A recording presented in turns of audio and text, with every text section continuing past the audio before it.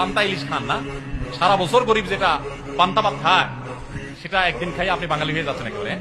সারা বছর বার্গার চাবাইতে চাবাইতে শেষ। বার্গার খাওয়া দোষ কিছু না, আপনিও খান, কিন্তু সারা বছর যারা পান্তা খায় তাদের সাথে তামাশা করছেন বছরে একদিন পান্তা খায়। এই শোভাযাত্রা করলে এর মাধ্যমে মঙ্গল কামনা করা হয়। যে মানুষগুলো সারাদিন নিজেদেরকে বিজ্ঞান মনস্ক বলে, এই মানুষগুলো সারা দেশের সারা পৃথিবীর বিজ্ঞানীরা শুনে এটা আবিষ্কার করছে, ওইটা আবিষ্কার করছে, আর আমাদের দেশের কলা বিজ্ঞানীরা শুধুমাত্র মুখস্থ আর কিছু আবিষ্কার করতে পারে। এই যে পহেলা বৈশাখ মাত্র 35 বছর আগে এটা চালু হয়েছে ঢাকা ইউনিভার্সিটি। কয় বছর আগে? এই মাত্র 3 যুগ আগে চালু হওয়া জিনিসটা কিভাবে 1000 বছর ঐতিহ্য হলো? আরে ভাই, বাংলা সনের বয়সই তো 1000 বছর হয় নাই।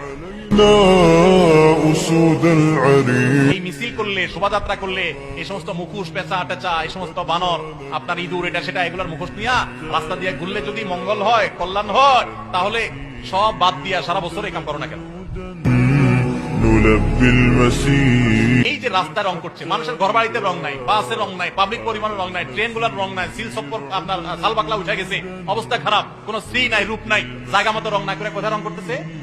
রাস্তায়। তাও আবার হাওড়ের মধ্যখানে রং করতেছে যে জীব বৈচিত্র্য ধ্বংস হয়ে যাবে। এরাই নাকি আবার কলা বিজ্ঞানী।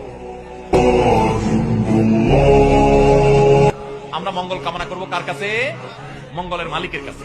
কোন পেঁচা, হনুমান, রাক্ষস, খোকসের কাছে কোন মঙ্গল কামনা, কোন র্যালিতে মঙ্গল কামনা নাই। মঙ্গল কোথায়? আল্লাহর কাছে। কার কাছে?